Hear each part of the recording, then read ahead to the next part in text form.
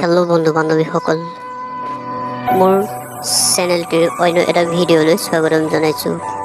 ভিডিঅ'বোৰ ভাল পালে লাইক কমেণ্ট শ্বেয়াৰ কৰিব নাপাহৰিব।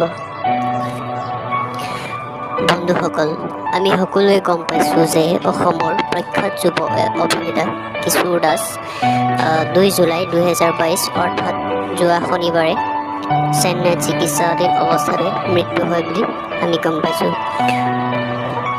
আজি মই প্ৰখ্যাত অভিনেতা কিশোৰ দাসৰ জীৱন কাহিনীৰ বিষয়ে লৈ আহিছোঁ।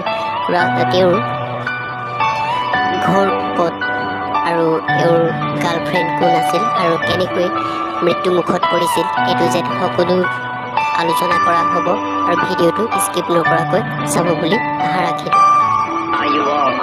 কিশোৰৰ অৰিজিনেল নাম হৈছে কিশোৰ দাস। তেওঁক সকলোৱে কিশোৰ বুলি পৰিচিত আছিল। তেওঁৰ জন্মস্থান গুৱাহাটীৰ মিৰ্জাত। তেওঁৰ জন্ম তাৰিখ 23 নৱেম্বৰ 19। মৃত্যু হৈছিল 2 জুলাই 2022। তেওঁ পলাশবাৰী হাইস্কুলৰ পৰা শিক্ষা জীৱন আৰম্ভ কৰে। Martial status unmarried. তেওঁৰ গাৰ্লফ্ৰেণ্ডজনীৰ নাম আছিল ভাৱনা চৌধুৰী। দেউতাকৰ নাম আছিল দেবেন দাস আৰু মাকৰ নাম নলিনী দাস।